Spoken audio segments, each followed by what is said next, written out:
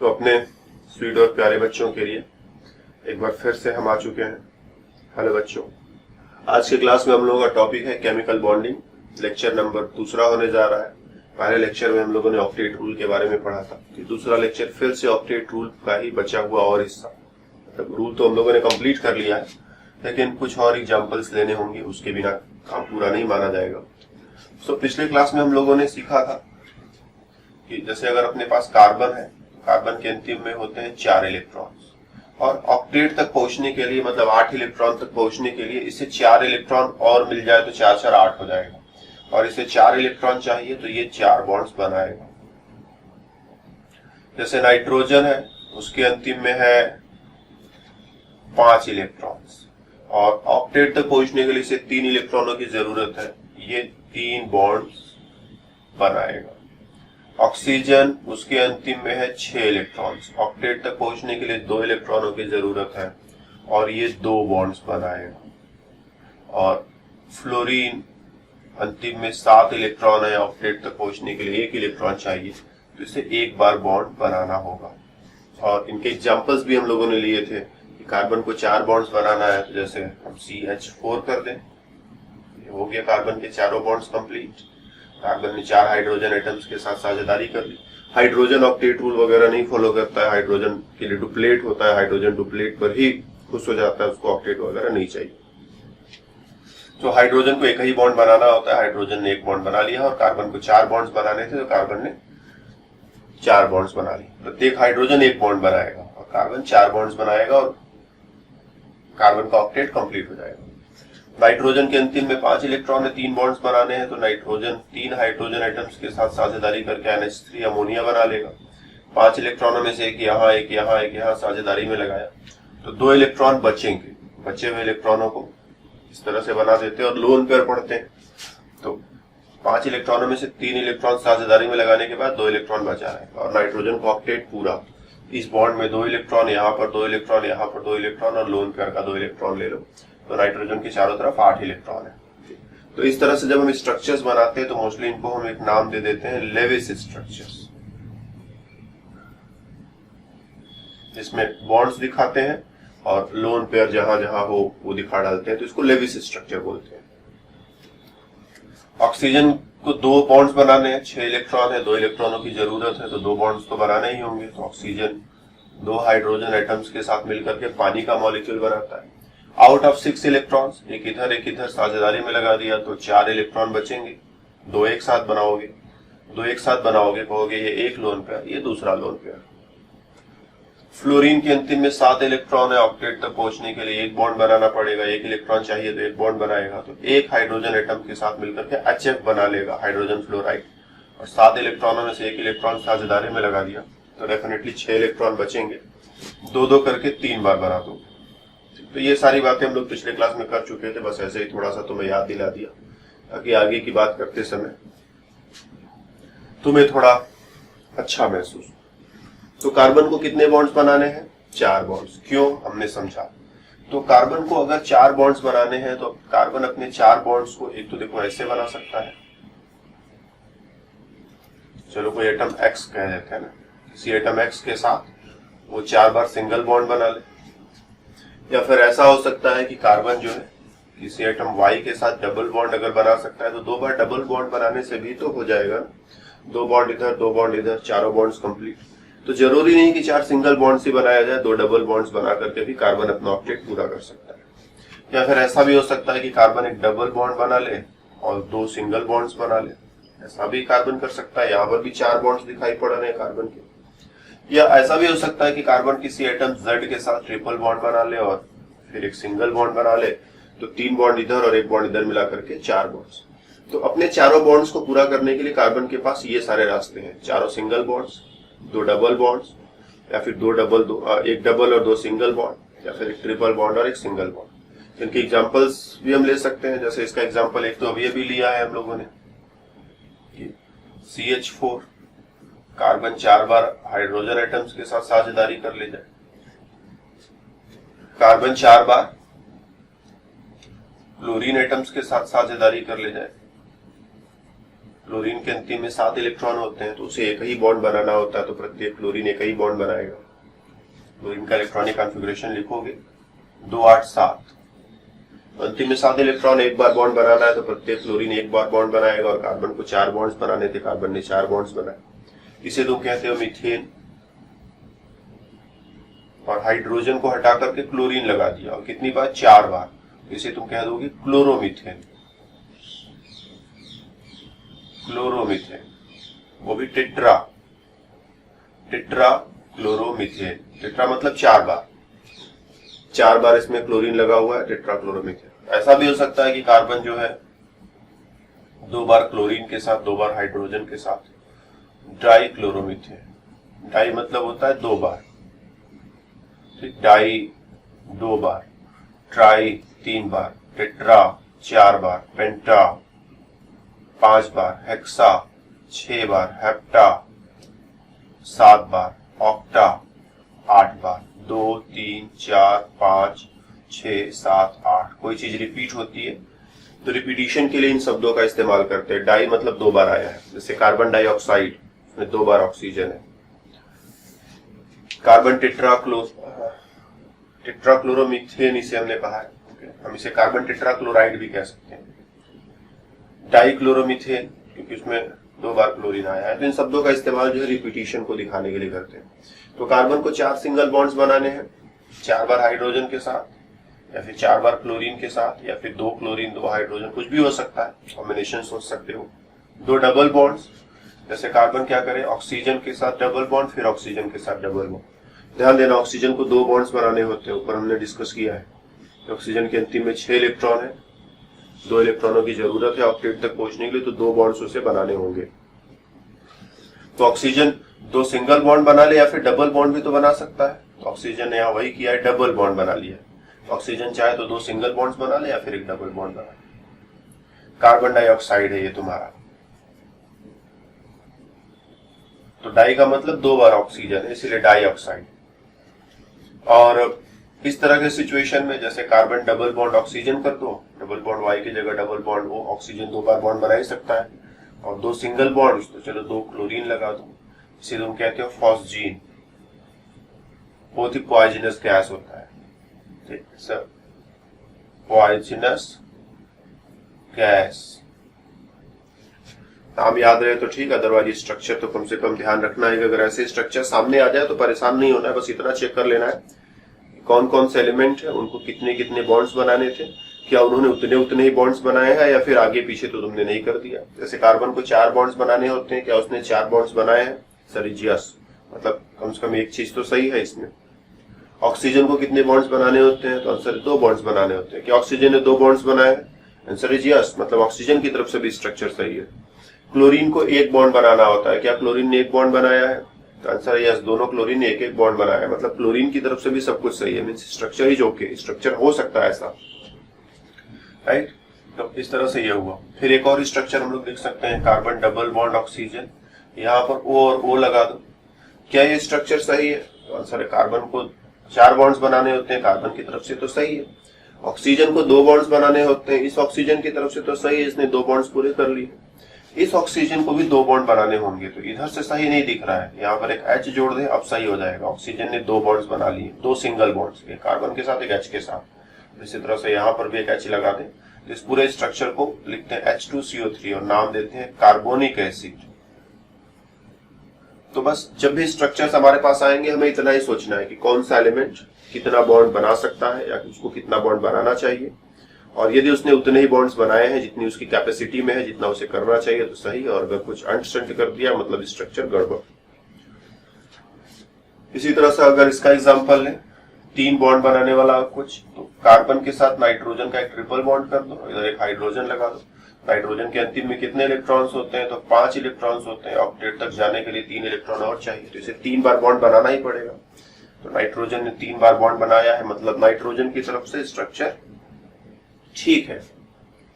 Carbon को 4 bonds बनाने होते हैं, कार्बन की तरफ से भी स्ट्रक्चर ठीक है। हाइड्रोजन को 1 ही बॉन्ड बनाना होता है, तो हाइड्रोजन की तरफ से भी स्ट्रक्चर ठीक है, मींस इट्स ओके।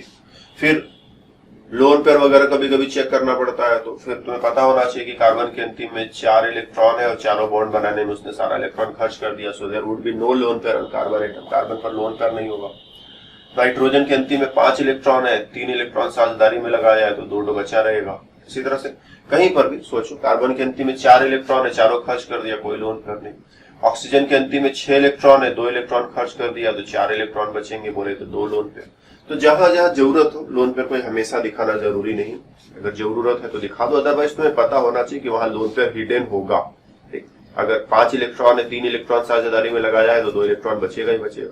6 इलेक्ट्रॉन है, 2 इलेक्ट्रॉन साझेदारी में लगाया है तो 4 इलेक्ट्रॉन बचेगा ही बचेगा। तो बचे हुए इलेक्ट्रॉनों को जरूरत पड़े तो बनाना सीखो, हमेशा बना दे कोई ऐसा जरूरी नहीं। So these are the ways carbon can go. Carbon 4 single bonds बना सकता है, 2 डबल बॉन्ड्स बना सकता है, 1 डबल बॉन्ड 2 सिंगल बॉन्ड बना ले जाए, या फिर ट्रिपल बॉन्ड और सिंगल बॉन्ड बना ले जाए। कुछ और स्ट्रक्चर्स, बड़े स्पेशल स्ट्रक्चर है, बहुत जोर से बहुत ध्यान से देखोगे, अच्छे से समझोगे। H3O plus and NH4 plus, अगर हम H3O प्लस का स्ट्रक्चर बनाए तो ऑक्सीजन ने 3 बार हाइड्रोजन एटम्स के साथ साझेदारी कर रखी है और ऑक्सीजन पर एक पॉजिटिव चार्ज भी है।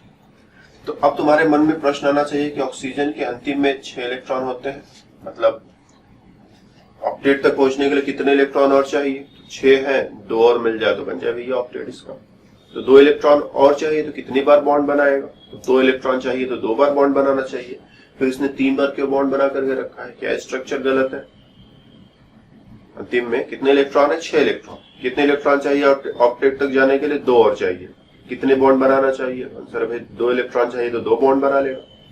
और यहां पर दिखाई पड़ रहा है कि इसने 3 बॉन्ड्स बनाए, मतलब कुछ तो गड़बड़ है। तो ऑक्सीजन पर पॉजिटिव चार्ज है, वो तुमने ध्यान नहीं दिया। ऑक्सीजन पर जब प्लस का चार्ज आएगा तो 1 इलेक्ट्रॉन इसमें से निकालना पड़ेगा, अभी हो जाएगा 2 और 5।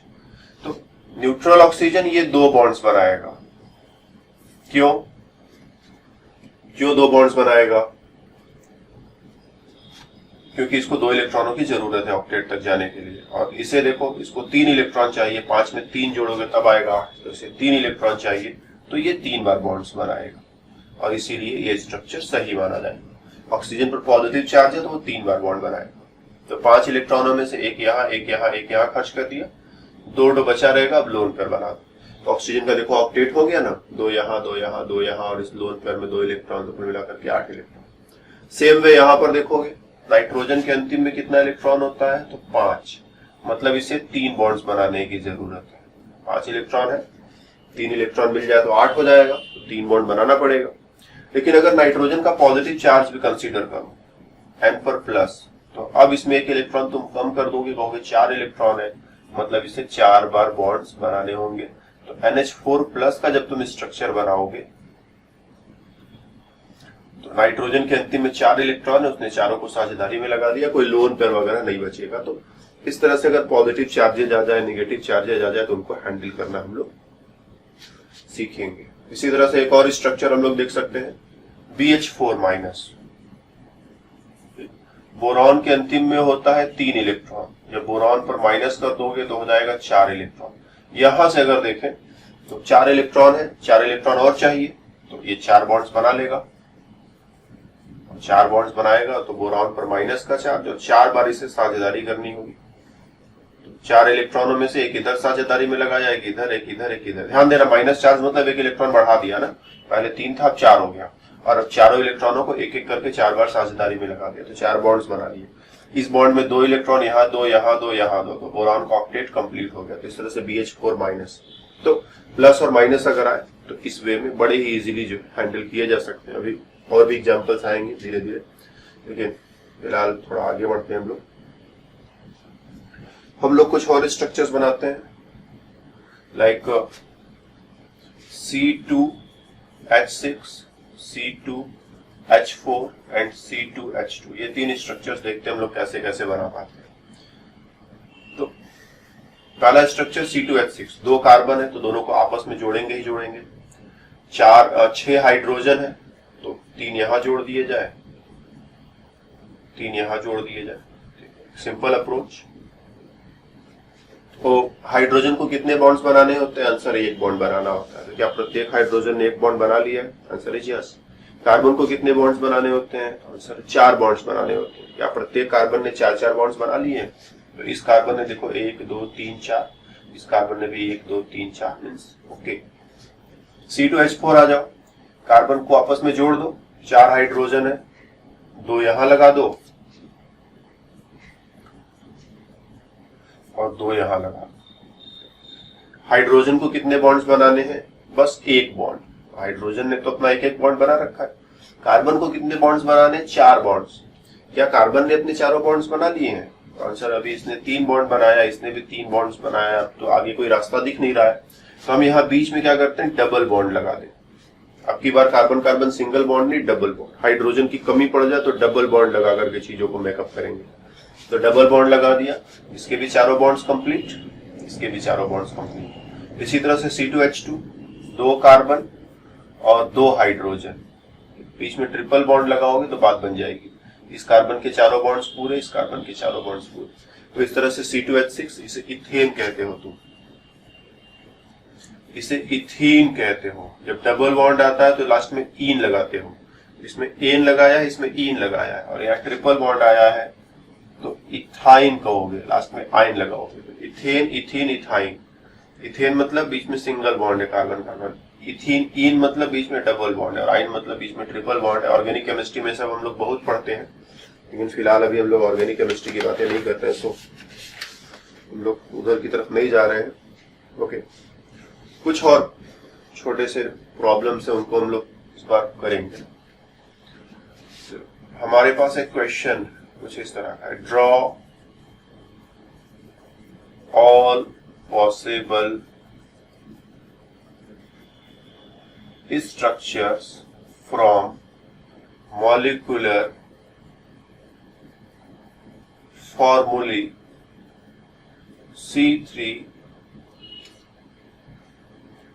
C3H9N and C3H8O। फॉर्मूले समझते हो ना, जैसे बॉय, और बॉय का प्लूरल होता है बॉयज। एक लड़का हो तो बॉय, कई सारे लड़के हो तो बॉयज। और एक फॉर्मूला हो तो फॉर्मूला, और कई सारे फॉर्मूले एक साथ लिख दो, कम से कम 2 तो लिख ही दो, तो प्लूरल में से फॉर्मूले कहते हैं। दैट्स वाई हमने फॉर्मूले लिखा है। तुम लोग ऐसा मत सोचना कि हमने गलती से एंशंट लिख दिया है। फॉर्मूला एंड फॉर्मूले। तो C3H9 एंड C3H8O 2 फॉर्मूले है अपने पास। इससे कितने स्ट्रक्चर पॉसिबल है वो सारे बना डालने हैं। मतलब हम लोग इनको आपस में जोड़ना चाहे तो कैसे कैसे जोड़ सकते हैं। Okay, let us try. C3H9N,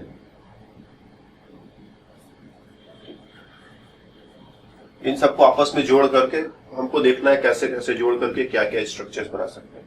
तो क्या करो, बीच में एक हाइड्रोजन लिख दो, इधर कुछ कार्बन जोड़ दो, इधर कुछ कार्बन जोड़ दो, कुछ ऐसा सोचो। ये गलत हो जाएगा। क्यों गलत हो जाएगा? क्योंकि हाइड्रोजन एक से ज्यादा बॉन्ड नहीं बना सकता, तो हाइड्रोजन को कभी तुम बीच में नहीं रख सकते हो ना, ये चीज ध्यान रहे। तो हाइड्रोजन को बीच में नहीं रखना, ऐसा कोई मेथड तुम ट्राई नहीं करोगे। हाइड्रोजन को सबसे लास्ट में सोचेंगे, तो ये सब फालतू काम नहीं करेंगे। हम बीच में कार्बन रख सकते हैं, बीच में नाइट्रोजन रख सकते हैं, ये सब सोच सकते हैं। तो 3 कार्बन एटम्स है और 1 नाइट्रोजन एटम्स है, पहले इनको एडजस्ट कर ले, हाइड्रोजन को लास्ट में एडजस्ट कर ले। तो 3 कार्बन एटम्स, अगर तीनों को आपस में जोड़ दें, यही तरीका हो सकता है। नाइट्रोजन को हम या तो यहां जोड़ दें, हाइड्रोजन को हम या तो यहां पर जोड़ दें, या फिर हम ऐसा कर लेंगे 3 कार्बन एटम्स को बनाने के बाद नाइट्रोजन को हम यहां पर जोड़ दें। ऐसे भी तो जोड़ सकते हैं ना। यहां पर जोड़ने का कोई मतलब नहीं होगा क्योंकि ये दोनों आपस में एक जैसे हैं। इधर पहले कार्बन पर नाइट्रोजन जोड़ा है, अगर इसी नाइट्रोजन को तुमने ऐसे जोड़ दिया, ये कार्बन चेन बना लिया, और नाइट्रोजन को इधर जोड़ दिया, तो हम कहेंगे ये दोनों आपस में बराबर है। इसमें तुमने गिनती इधर से की है, पहला दूसरा तीसरा, और इसमें गिनती इधर से कर ली है, पहला दूसरा तीसरा। तो इन दोनों में से किसी एक को छोड़ दो, ठीक, तो दोनों सेम है, तो हम इसको जो है हटा देते हैं। तो ये 2 तरीके से कार्बन चेन के साथ नाइट्रोजन जोड़ दिया। और कोई जरूरी नहीं कि कार्बन चेन बना के नाइट्रोजन लगाए, हम ऐसा कर सकते हैं कि नाइट्रोजन को बीच में लगा लें और उसके नाइट्रोजन को 3 बॉन्ड्स बनाने होते हैं, तो 1 बॉन्ड, 2 बॉन्ड, 3 बॉन्ड। कार्बन को 4 बॉन्ड्स बनाने हैं, नाइट्रोजन को 3 बॉन्ड्स बनाने हैं, हाइड्रोजन को 1 बॉन्ड बनाना है। तो नाइट्रोजन को 3 बॉन्ड्स बनाने हैं तो हम तीनों तरफ एक एक कार्बन लगा दें, या फिर ऐसा प्लान कर ले कि नाइट्रोजन को 3 बॉन्ड्स बनाने हैं तो एक तरफ हाइड्रोजन लगा दें और बाकी 2 तरफ कार्बन लगा दें। हम ऐसे लिख देते हैं, हाइड्रोजन को इधर लिख देते हैं, बाकी दोनों तरफ कार्बन लगा दें। कुल 3 कार्बन एटम्स हैं, तो चलो 2 कार्बन इधर लगा दो, 1 कार्बन उधर लगा दो, या फिर इसका उल्टा भी कर सकते हो, कोई फर्क नहीं पड़ेगा। 1 इधर कर दो, 2 उधर कर दो, दोनों का मतलब एक ही है। तो अगर नाइट्रोजन को बीच में रखते हैं, एक ऐसे सोच लिया, एक ऐसे सोच लिया, ऐसा भी सोच सकते हैं, नाइट्रोजन को वही बीच में रखो। नाइट्रोजन को कितने बॉन्ड्स बनाने हैं, तो 3 बॉन्ड्स। सारे कार्बन एक साथ एक ही तरफ लगा दो और बाकी इधर जो है हाइड्रोजन, हाइड्रोजन से उसको सेटिस्फाई कर डालेंगे। तो ये वाला आई थिंक हमने यहां पर सोच लिया है, ये दोनों एक ही होने जा रहे हैं। 3 कार्बन की चेन फिर नाइट्रोजन, 3 कार्बन की चेन फिर नाइट्रोजन, तो ये दोनों कॉमन होने जा रहा है, जिसे हमें लास्ट में जो है कॉमन होने की वजह से छोड़ना पड़ेगा कहीं ना कहीं। तो ये सारे स्ट्रक्चर्स अपने पास आ रहे हैं। हाइड्रोजन लगाने पड़ेंगे तो सोच सोच करके लगाएंगे। नाइट्रोजन को कितने बॉन्ड्स बनाने हैं, 3 बॉन्ड्स। तो इस नाइट्रोजन ने भी कितने बॉन्ड्स बनाए हैं, सिर्फ 1 बॉन्ड बनाया है, तो इसके साथ 2 हाइड्रोजन एटम्स को जोड़ दो ताकि इसके तीनों बॉन्ड्स पूरे हो जाए, राइट। इस कार्बन को कितने बॉन्ड्स बनाने हैं, तो आंसर है 4 बॉन्ड्स। अभी तो सिर्फ 2 ही बॉन्ड बना पाया है, 2 हाइड्रोजन जोड़ दो, इसके भी 4 बॉन्ड्स पूरे हो जाए। इसको भी इसी तरह से 2 हाइड्रोजन के साथ जोड़ दो, इसके भी 4 बॉन्ड्स पूरे हो जाए, और इसको 3 हाइड्रोजन एटम्स के साथ जोड़ दो, तो इसके भी 4 बॉन्ड्स पूरे हो जाएंगे। तो पहले कार्बन और नाइट्रोजन को एडजस्ट कर लिया, फिर सब जगह जरूरी संख्या में हाइड्रोजन जोड़ते चले गए, और जो स्ट्रक्चर तैयार हुआ, इस कार्बन के साथ 3 हाइड्रोजन ताकि इसके 4 बॉन्ड्स पूरे हो जाए, इसके साथ 2 हाइड्रोजन ताकि इसके दोनों बॉन्ड्स पूरे हो जाए, इसके साथ 2 हाइड्रोजन ताकि इसके दोनों बॉन्ड पूरे हो जाए, और इसके साथ 2 हाइड्रोजन ताकि इसके तीनों बॉन्ड्स पूरे हो जाए। और इसी चीज को हम ऐसे लिख देते हैं, CH3 सिंगल बॉन्ड है तो सिंगल बॉन्ड, फिर CH2 फिर सिंगल बॉन्ड है तो सिंगल बॉन्ड, CH2 फिर सिंगल बॉन्ड है तो सिंगल बॉन्ड, फिर N के साथ 2 हाइड्रोजन है तो NH2। तो CH3 मतलब इस कार्बन के साथ 3 हाइड्रोजन, इस कार्बन के साथ 2 हाइड्रोजन, इस कार्बन के साथ 2 हाइड्रोजन, NH2 मतलब इस नाइट्रोजन के साथ 2 हाइड्रोजन। तो टोटल फॉर्मूला कितना हुआ, 1 2 3 कार्बन, 3 2 5 2 7 और 2 9 हाइड्रोजन एटम्स, और 1 नाइट्रोजन भी है।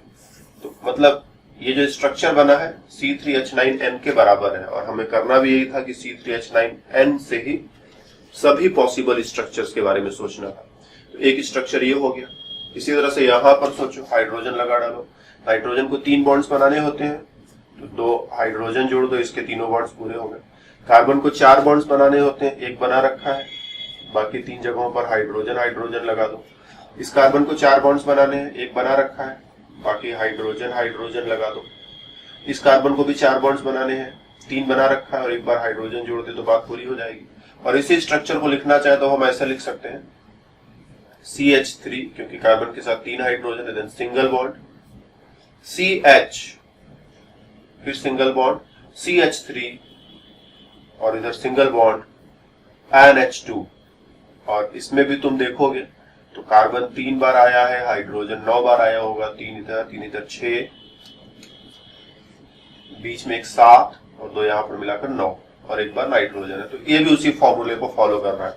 तो इसी तरह से इनमें भी ये तो कॉमन हो गया, इसको तो देखना नहीं है। इनमें भी तुम हाइड्रोजन लगाओ तो तुम देखोगे यहाँ तुम्हें 3 हाइड्रोजन लगाने होंगे, यहाँ तुम्हें 3 हाइड्रोजन लगाने होंगे, यहाँ तुम्हें 3 हाइड्रोजन लगाने होंगे, ताकि कार्बन के 4 बॉन्ड्स पूरे हो जाए, इस कार्बन के भी 4 बॉन्ड्स पूरे हो जाए, इस कार्बन के भी 4 बॉन्ड्स पूरे हो जाए। नाइट्रोजन को 3 बॉन्ड बनाना था, उसने पहले से 3 बॉन्ड बना रखे हैं, तो अब यहाँ और हाइड्रोजन लगाने की जरूरत नहीं है। इस कार्बन के साथ तुम्हें 3 हाइड्रोजन लगाने होंगे, इस कार्बन के साथ तुम्हें 2 हाइड्रोजन लगाने होंगे ताकि इसके 4 बॉन्ड्स पूरे हो जाए। इस कार्बन के साथ 3 हाइड्रोजन लगाने होंगे, नाइट्रोजन के साथ पहले से 1 हाइड्रोजन लगा रखा। तो ये कुल मिलाकर अपने पास जो है ये 4 स्ट्रक्चर्स आ रहे हैं। एक स्ट्रक्चर ये वाला, एक दूसरा स्ट्रक्चर ये वाला, 2, ठीक, इसी को ऐसे लिख दिया और इसी को ऐसे लिख दिया है। तीसरा स्ट्रक्चर ये रहा और चौथा स्ट्रक्चर ये रहा। तो 4 स्ट्रक्चर है और चारों का ही फॉर्मूला जो है, टोटल फॉर्मूला देखोगे तो 3 कार्बन, 9 हाइड्रोजन एटम्स और 1 नाइट्रोजन। तो इन सब का मॉलिक्यूलर फॉर्मूला एक ही है C3H9N। ऑर्गेनिक केमिस्ट्री जब हम लोग पढ़ेंगे तो वहां पर ये सारी चीजें बड़ी कॉमन है, बहुत बार बार हम लोग करेंगे, लेकिन फिलहाल यहाँ पर बस हम ये दिखाना चाहते थे तुम्हें कि अगर कुछ एटम्स अपने पास हो तो उनको कई तरह से जोड़ा जा सकता है। 3 कार्बन, 9 हाइड्रोजन और 1 नाइट्रोजन, उनको कई तरह से जोड़ करके कई सारे स्ट्रक्चर्स के बारे में सोचा जा सकता है।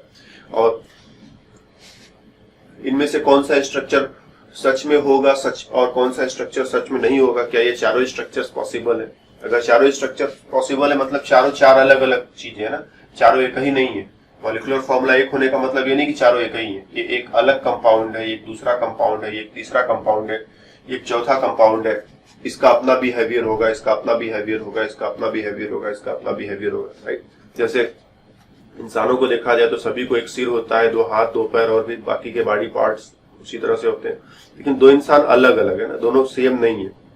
बॉडी कंपोनेंट्स भले ही वही है, 2 हाथ 2 पैर वगैरह वगैरह, लेकिन दोनों अलग अलग है। तो सब कुछ वही है, इसमें जितने कार्बन इसमें भी उतने ही कार्बन, इसमें जितना नाइट्रोजन इसमें भी उतना है नाइट्रोजन, इसमें जितने हाइड्रोजन उसमें भी उतने हाइड्रोजन, लेकिन जोड़ने का तरीका बदल दिया।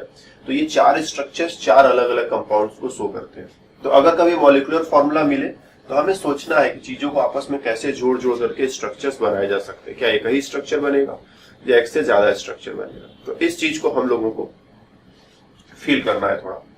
फिर दूसरा हमने दिया था C3H8O। तो इसमें भी वही काम करोगे तुम, पहले 3 कार्बन की चेन बना लोगे और इस कार्बन की चेन के साथ एक ऑक्सीजन जोड़ना है, तो या तो ऑक्सीजन यहाँ अंतिम में जोड़ो या तो ऑक्सीजन बीच में जोड़ो। और फिर दूसरा रास्ता है कि ऑक्सीजन को बीच में बनाओ और उसके दोनों तरफ कार्बन का डिस्ट्रीब्यूशन कर दो। ऑक्सीजन 2 बॉन्ड्स बना सकता है, तो कुछ कार्बन उधर लगा दो, कुछ कार्बन इधर लगा दो। तो इधर लगाया 1 कार्बन, इधर लगाया 2 कार्बन, या फिर इधर लगाया 2 कार्बन, उधर लगाया 1 कार्बन, कोई फर्क नहीं पड़ता, इधर 2 करके इधर 1 कर दो या इधर 2 करके उधर 1 कर दो। तो ये 3 पॉसिबल स्ट्रक्चर्स यहाँ से आएंगे, बस 3 ही यहाँ आएंगे इसका। और तुम इसमें हाइड्रोजन वगैरह लगा करके इसको पूरा कर लेना और चेक कर लेना इत्मीनान से कि C3H8O। तीनों ही केस में जो फॉर्मूला बनेगा, पूरा टोटल फॉर्मूला बनेगा, 3 कार्बन होंगे, 8 हाइड्रोजन होंगे और 1 ऑक्सीजन होगा। तो इस फॉर्मूले को सेटिस्फाई करते हुए ये 3 स्ट्रक्चर्स बनाए जा सकते हैं, या ये तीनों स्ट्रक्चर्स इस फॉर्मूले को सेटिस्फाई करेंगे। तो बड़े बड़े छोटे मॉलिक्यूल्स में तो नहीं, लेकिन बड़े मॉलिक्यूल्स में स्ट्रक्चर इंपॉर्टेंट होता है। छोटा मॉलिक्यूल है, पानी का मॉलिक्यूल है, H2O बोल दिया, सबको पता है कि H2O में कैसे कैसे चीजों को जोड़ना है। CH4 बोल दिया, सबको पता है कैसे कैसे कार्बन और हाइड्रोजन को जोड़ना है। लेकिन जब मॉलिक्यूल्स बड़े होने लगते हैं, ढेर सारे एटम्स आने लगते हैं, तो उनको आपस में कई तरह से जोड़ा जा सकता है और हमको उसका ध्यान रखना होता है कि इसको कई तरह से जोड़ सकते हैं और कौन सा तरीका है। अब हम किसी को बताएंगे कि ये कंपाउंड है, तो समझदार आदमी कहेगा ये कंपाउंड तो हो ही नहीं सकता, इसे तो कई सारे कंपाउंड सोचे जा सकते हैं। तुम कौन से वाले कंपाउंड की बात कर रहे हो, जरा समझा करके बताओ। तुम कह दोगे कि ये कंपाउंड है, ठीक है कंपाउंड है, लेकिन इससे 3 कंपाउंड सोचे जा सकते हैं। कोई भी समझदार आदमी पूछेगा तीनों में से कौन सा वाला कंपाउंड है। अब तुम्हें समझ में नहीं आता, तुम चक्कर खा जाओगे, तुमको लग रहा था बस एक कंपाउंड है। तो बड़े फॉर्मूलों में एलिमेंट्स को आपस में जोड़ जोड़ करके कई सारे स्ट्रक्चर्स बनाए जा सकते हैं। तो फॉर्मूला जब भी दिखे, केवल फॉर्मूला कुछ नहीं होता, फॉर्मूले से स्ट्रक्चर के बारे में सोचो। छोटे फॉर्मूले हैं जैसे यहाँ पर, तो इनसे ज्यादा पॉसिबिलिटी नहीं, इनसे एक एक स्ट्रक्चर ही बनाया जा सकता है। तो ये फॉर्मूला अपने आप में थोड़ा भी समझदार आदमी तो समझ जाएगा कि इसको ऐसे ही जोड़ना है, इसको ऐसे ही जोड़ना है, इसको ऐसे ही जोड़ना है। और अगर हमारे पास इस तरह के सिचुएशंस आ जाए BH4-, तो सब जानते हैं कि जोड़ने का एक ही तरीका होगा, ठीक। अगर हमारे पास कुछ आ जाए जैसे CO2, तो हम सब जानते हैं कि जोड़ने का एक ही तरीका हो सकता है और कोई तरीका नहीं हो सकता। लेकिन जब ढेर सारे एटम्स, ढेर सारे एलिमेंट्स साथ में आने लगते हैं, तो हम लोगों को सोचना पड़ता है कि इनको आपस में कैसे कैसे जोड़े, और उसमें सिर्फ इतना ही ध्यान रखना होता है कि कौन सा एटम, कौन सा एलिमेंट कितना बॉन्ड बनाएगा। तो हमने सभी स्ट्रक्चर्स को बनाते समय ध्यान में क्या रखा कि चाहे जैसे भी जोड़ो तोड़ो, लेकिन ध्यान रहे कि प्रत्येक बार कार्बन के, मतलब प्रत्येक कार्बन एटम के 4 बॉन्ड्स होने ही चाहिए। और नाइट्रोजन अगर दिख रहा है तो 3 बॉन्ड्स होने ही चाहिए। ऑक्सीजन दिख रहा है तो उसके 2 बॉन्ड्स होने ही चाहिए, और हाइड्रोजन को 1 से ज्यादा बॉन्ड नहीं बनाना है। तो इस वे में हमने C3H9N से और C3H8O से कुछ पॉसिबल स्ट्रक्चर्स बनाए, कुछ का जितने पॉसिबल हो सकते थे सारे बनाए। तो इन स्ट्रक्चर्स को तुम लोग करोगे कि अपनी कॉपी पेन लेकर के बैठोगे और इनको दोबारा जो है बना करके तुम देखने की कोशिश करोगे कि ये सारी चीजें तुम दोबारा कर पा रहे हो कि नहीं। बहुत सारे बच्चे परेशान होते हैं, सर एक्सरसाइज कहाँ से करें और ये कहाँ से करें वो कहाँ से करें। भाई क्लास में जितना बताया जाता है तो तुम्हें उतना आ गया और कहीं पर भी उस चीज को देख करके तुम सॉल्व कर ले गए तो फिर क्या मतलब बनता है बहुत फालतू एक्सरसाइज करने का। तो कुछ बच्चे कहते हैं हमने 500 क्वेश्चन लगा दिए, कुछ कहते हैं हमने 800 क्वेश्चन लगा दिए, कुछ 200 क्वेश्चन लगा दिए। तो ये गधे जो रहते हैं वो बहुत ऐसे दौड़ते हैं, लेकिन रेस में जो है जीतने की चांसेज उनके बड़े कम रहते हैं। तो गधों वाली विद्या उनको नहीं अपनानी है। क्लास में जो कुछ पढ़ाया जा रहा है उसको खूब अच्छे से समझना है और कोशिश ये रहनी चाहिए तुम्हारी कि अगर हमारी जगह तुम खड़े हो जाओ तो उतनी बातें तुम भी बोल पाओ, उससे कम नहीं। इतनी बातें हमने क्लास में कही, हमारे तो अंदर भी बहुत सारी बातें हमने नहीं कही, लेकिन एटलीस्ट इतनी बातें सामने कही। जरूरत पड़ने पर तुम भी किसी दूसरे अपने साथी को अगर बताना पड़े तो उतना समझा सको। अगर तुम इतना कर लेगे तो बस दैट्स ऑल। अब जिस भी एग्जाम में पार्टिसिपेट करना है उसके 5-7 साल के पेपर लगा लो, बस बात खत्म। तो बहुत फालतू जो है जान लगाने की जरूरत नहीं है। तो हमारा जो क्लास है इस बात पर फोकस्ड है, मतलब जितना जरूरत है उतना ही मेहनत किया जाए, अदरवाइज मेहनत कर करके जान निकल जाती है और होता कुछ नहीं है। तुम्हारी जान तुम्हारे पास बची रहे, थोड़ा थोड़ा मेहनत भी कर लो। तो बस ऑक्टेट रूल पर इतना ही। अगले क्लास में हम लोग जब मुलाकात करेंगे तो वहां पर हम लोग ऑक्टेट से आगे बढ़ेंगे, मतलब सभी एलिमेंट्स ऑक्टेट रूल फॉलो करें, कुछ ऐसा जरूरी नहीं। पिछले क्लास में पहले तो बताया था कि ऑक्टेट रूल जो है एस और पी ब्लॉक वाले एलिमेंट्स फॉलो करते हैं, लेकिन एस और पी में भी ऐसा नहीं कि सभी एलिमेंट्स हमेशा ऑक्टेट फॉलो करते हैं। कुछ कभी कभी ऑक्टेट से पीछे रह जाते हैं, कुछ कभी कभी ऑक्टेट से आगे निकल जाते हैं। तो उन सब चीजों की चर्चा हम लोग अगले क्लास में करेंगे। और जो कुछ हमने पढ़ाया वो सब कुछ तुम पीडीएफ के फॉर्म में डाउनलोड कर सकते हो। हमने अपना एक लेक्चर बनाया हुआ है जिसमें गब्बर सिंह ट्यूटोरियल से नोट्स कैसे तुम्हें प्राप्त करना है वो शेयर किया हुआ है, how to find the notes from my tutorial. तो उस वीडियो के नीचे लिंक दिया हुआ है, लिंक को क्लिक करके तुम इस क्लास का नोट्स पा सकते हो, राइट। तो बस आज के क्लास में इतना है। ऑक्टेट रूल पर हमें जो बातें करनी थी हमने कही, तुमको समझाई, और तुम्हारी कोशिश होगी कि इनको दोबारा करके देखो। और इसीलिए नोट्स वाली फैसिलिटी भी तुम्हारे लिए हमने बना दी है, क्योंकि पता चला क्लास पढ़ते पढ़ते पता नहीं तुमने क्या लिखा क्या नहीं लिखा, बाद में फिर रिवाइज वगैरह करना चाहो तो पूरा क्लास फिर से देखना पड़ता है, ये अपने आप में डिफिकल्ट हो जाता है। तो नोट्स में तुम देखोगे तो बिल्कुल ऐसा ही सब लिखा हुआ, यही एग्जैक्टली, कोई नोट्स नहीं, यही है जो ये दिख रहा है एग्जैक्टली यही जो है तुम्हें नोट्स के फॉर्म में मिल जाएगा। तो कभी रिवाइज वगैरह करना चाहो तो बस इसको ऊपर नीचे किया, देख लिया और देख करके अपने लैंग्वेज में नोट कर लिया, ताकि नेक्स्ट टाइम जब रिवीजन करना पड़े तो अपने नोट्स से काम करोगे। नहीं मेरा नोट्स तुम्हारे लिए हमेशा काम करे कोई जरूरी नहीं है। इसको देख करके समराइज करके अपने लैंग्वेज में कन्वर्ट कर लोगे तो वो और भी ज्यादा इफेक्टिव होगा, कम समय में तुम ज्यादा पढ़ पाओगे। अगली बार जब भी रिवाइज करना हुआ फटाफट खोला और देख लिया कि क्या क्या हुआ था। तो बस आज की क्लास में इतना है, फिर मिलते हैं अगले क्लास में, तब तक के लिए बाय बाय।